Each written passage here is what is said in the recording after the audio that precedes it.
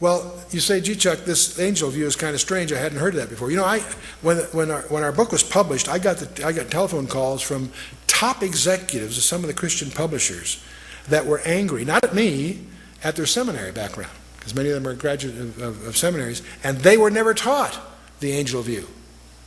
And that's disturbing. You may not agree with it, but still should be taught as one of the alternative views.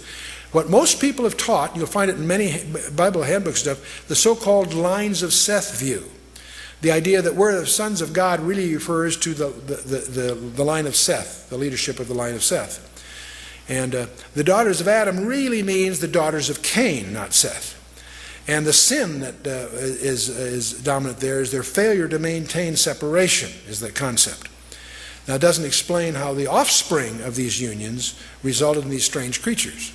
You know, if you have a believer and unbeliever marry, they may have monsters, but they're not monstrous. Okay. This whole view of the so-called lines of Seth emerged in the 5th century in the early church. Celsus and Julian the Apostate used the traditional belief. See, this belief that I've shown you was taught by the ancient rabbis in the Old Testament period, and also taught by the early church up through the 5th century.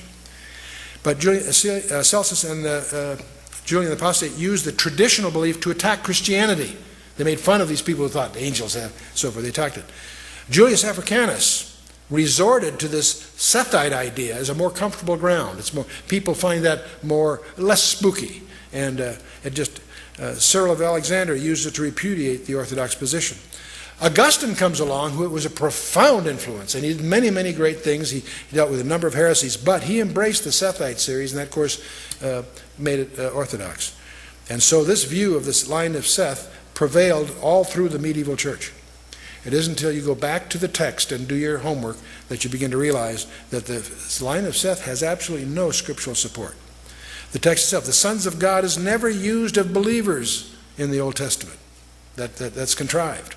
Seth was not God, Cain was not Adam. The sons of God are not the sons of Seth. And the daughters of Adam were not just the daughters of Cain, they're both. That if you recognize the first two verses are one sentence, a lot of that becomes very obvious.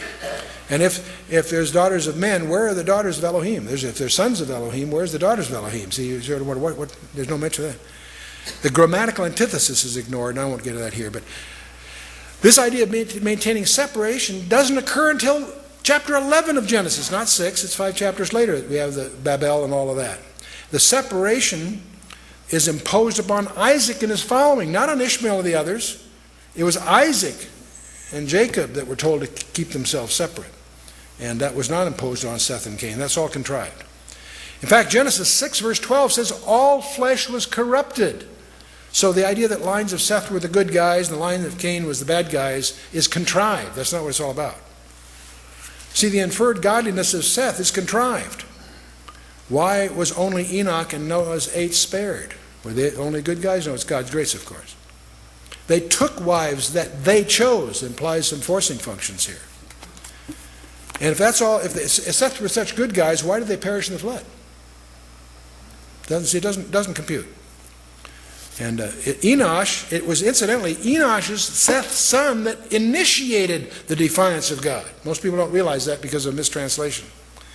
Genesis 4:26 should read, then men began to profane, not call upon, profane the name of the Lord. So renders the Targum of Onkelos, the Targum of Jonathan, the major Hebrew rabbis, Rashi, Maimonides, and the rest, and of course Jerome. So the daughters of Cain, this is not a subset of the daughters of Adam. There's no basis for that. And the Cainites were not necessarily godless. You know, I always wondered in Genesis 4 why we have the genealogy of Cain. Because they're going to perish in the flood. Why does the Scripture give us the genealogy? Well, there may be other reasons, but one reason is if you read the names, you'll find the name of God in them. You get the impression that Cain messed up, killed his brother, yes, but he raised his kids and grandchildren to worship God. He was a godly guy, and the names reveal that. So the idea that the descendants of Cain were bad guys is a contrivance of modern scholarship. And why are they just daughters of Cain? Were the daughters of Seth so unattractive? What's the deal here? So that's, of course. And of course, the death knell to this theory is that the unnatural offspring. What were the Nephilim then? See, they were supernatural offspring, the mighty men, the Geberim. Does that mean only X chromosomes among the Sethites? There are no women of renown recorded. And what really made Noah's genealogy so distinctive? It wasn't contaminated by these goings-on. And as I pointed out, we have these New Testament confirmations. We looked at several of them, and I won't get into that here.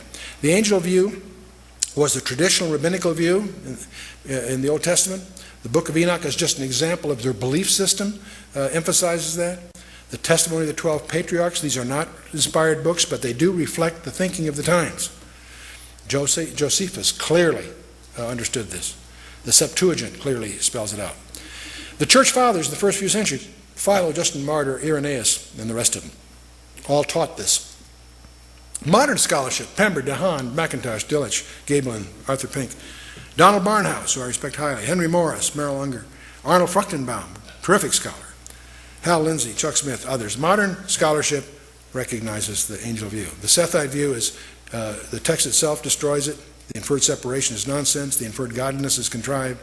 The inferred Canaanite substitute of the Adamites is contrived. All this is contrived. Unnatural offspring implied is the death knell to the view, in my opinion. And of course, the New Testament, Jude and 2 Peter nail it.